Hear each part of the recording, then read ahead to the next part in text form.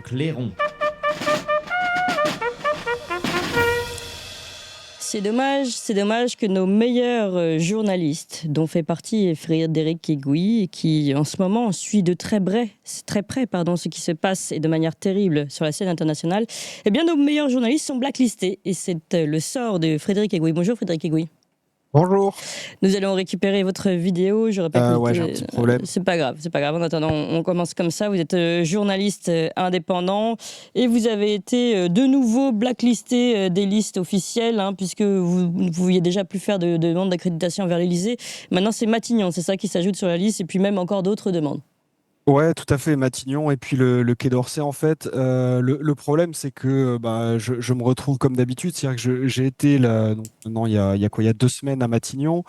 Il se trouve que j'avais une accréditation pour l'Élysée. Maintenant, c'est pas tout à fait au même endroit, c'est-à-dire que j'étais accrédité à la cour de l'Élysée et donc je me suis rendu avec cette accréditation à Matignon et là, j'ai pas eu de problème pour participer. On m'a dit, bah, écoutez, très bien, vous mettre dans les boucles et vous pourrez assister à ça, ce qui était, je suis ravi, c'était un nouveau départ pour moi, vu que j'avais eu des petits problèmes avec ça.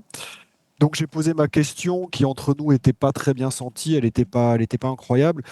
Mais juste après ça, j'ai été discuter donc avec les conseillers de la ministre qui m'ont assuré la main sur le cœur que bien sûr que je pourrais être de nouveau accrédité. Or, il se trouve que c'est tout l'inverse qui s'est passé, c'est-à-dire que non seulement je ne suis pas accrédité à Matignon, mais en plus j'ai été dégagé des boucles de l'Élysée, donc je ne peux plus rien demander. Et évidemment, tout le monde fait la politique de l'autruche face à moi. Le Quai d'Orsay, c'est pareil. Le Quai d'Orsay, j'ai fait beaucoup de demandes au Quai d'Orsay pour être accrédité. Personne ne me répond, en fait. C'est-à-dire que c'est très compliqué. Ouais, je suis désolé, la vidéo passe pas. Non, c'est pas Euh, grave, on vous écoute. ouais. C'est donc très très compliqué.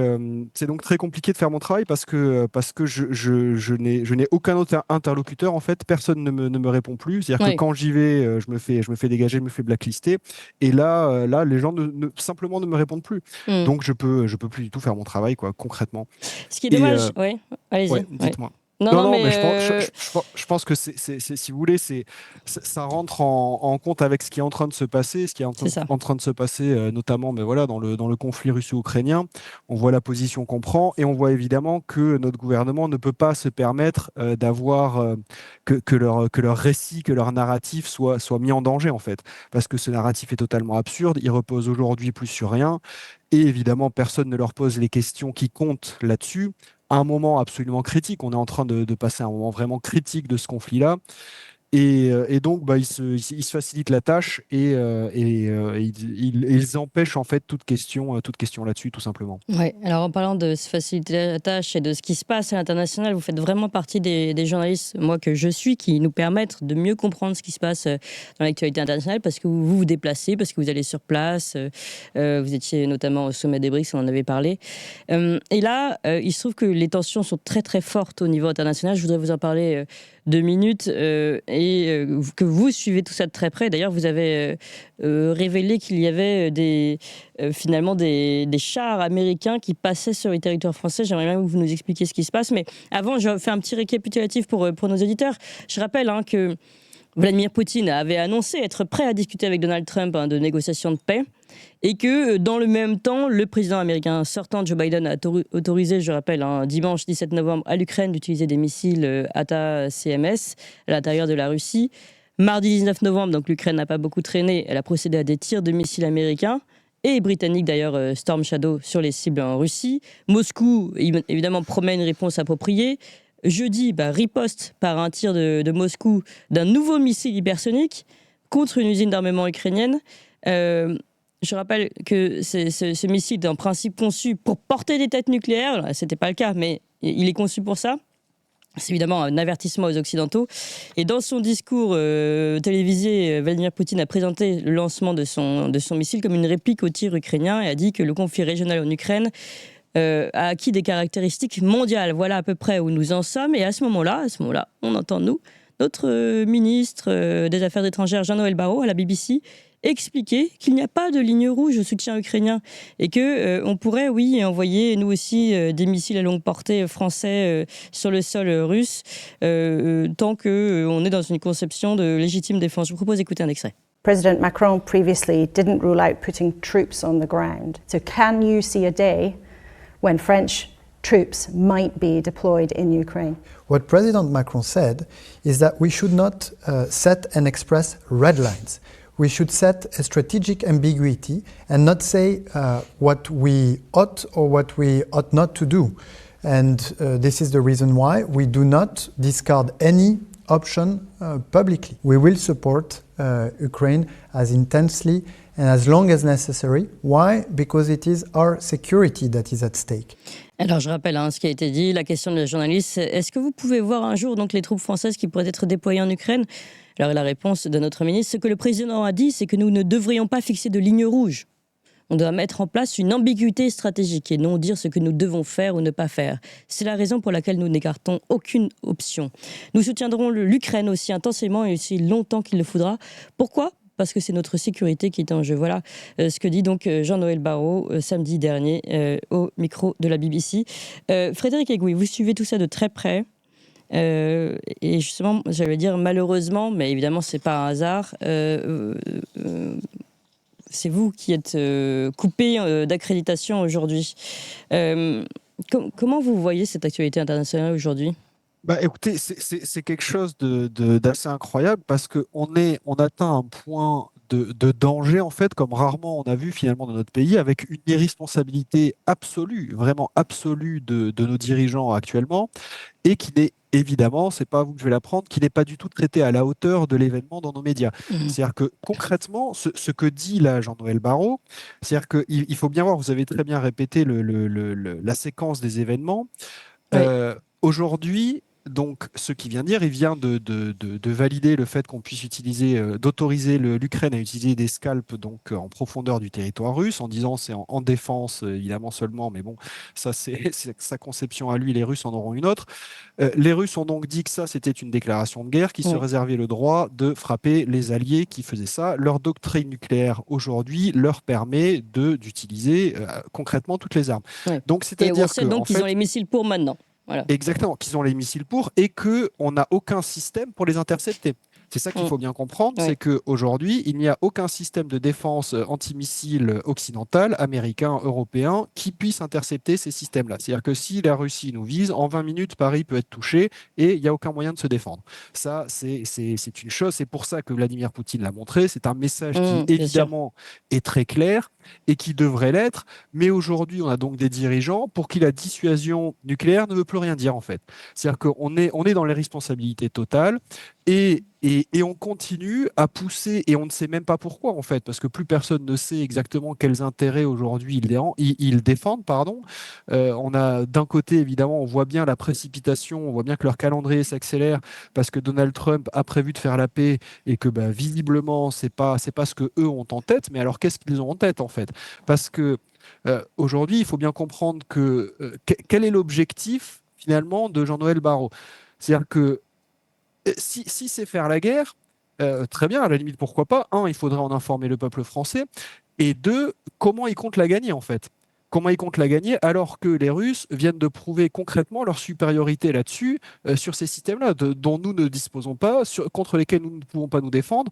Donc, il y a un moment donné, il faut remettre les pieds sur terre.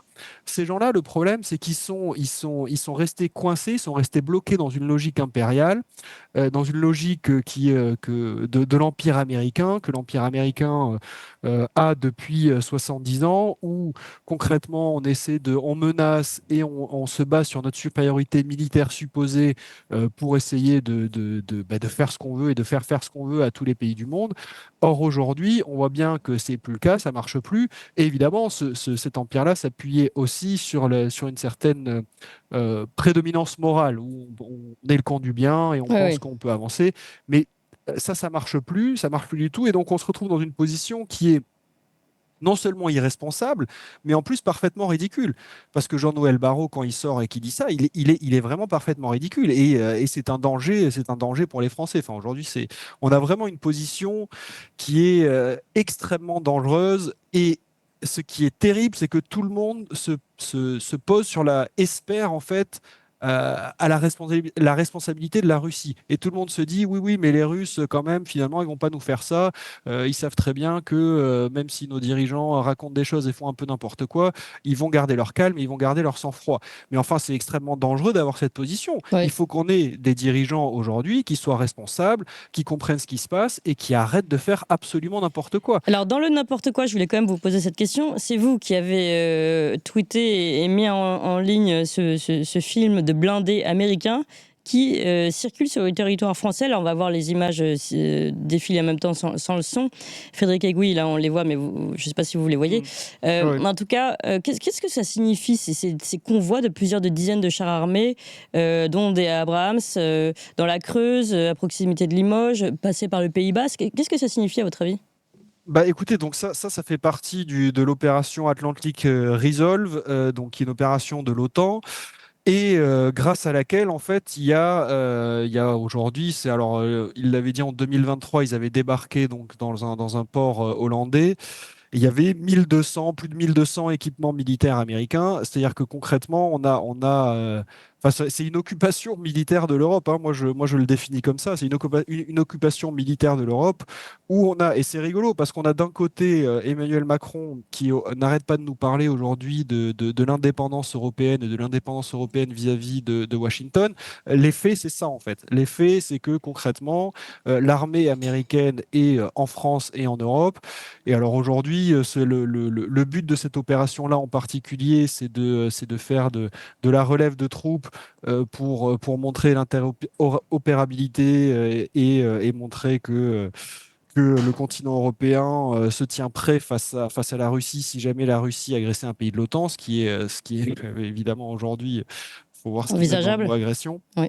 Mais Ouais. oui, enfin voilà, agression, évidemment, c'est pas de l'agression, hein. Si l'OTAN attaque la Russie a le droit de se défendre, hein. Oui, Mais c'est ce que dit la Russie. Vous considérez que c'est tout à fait. envisageable aujourd'hui, c'est une riposte, Bah, une véritable riposte de la Russie? Pour le moment, on voit bien qu'elle joue, elle fait des avertissements, mais on va dire... bah, ouais. si personne n'entend les avertissements, si vous voulez, au bout d'un moment, où est-ce qu'on s'arrête? C'est-à-dire qu'on voit bien il y a une série de lignes rouges depuis le début du conflit qui est mis en avant par Moscou. Et ces lignes rouges, il y a une certaine élite dont fait partie Jean-Noël Barrot, qui, je le rappelle, est un ex-young leader et un contributeur au World Economic Forum. C'est toujours important de le rappeler. Et parmi ces gens-là, il y a une certaine vision, en fait, qui est de se dire qu'on peut dépasser toutes les lignes rouges russes Hmm.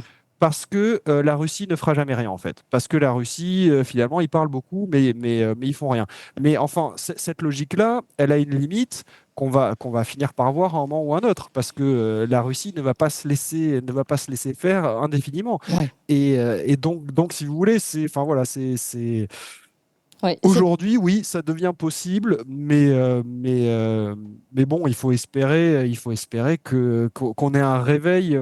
Ouais, moi, j'attends qu'il y ait un réveil aussi de nos oppositions, si vous voulez. Parce que le problème de tout ça, c'est que personne ne dira. Alors, Mélenchon a quand même fait un tweet, bon, ce qui est notable, hein, si vous voulez. Alors, je ne parle pas évidemment d'Asselineau ou Philippot, si vous voulez, qui, eux, ont bien compris ce Hmm. problème-là, mais des oppositions, on va dire, qui sont au Parlement.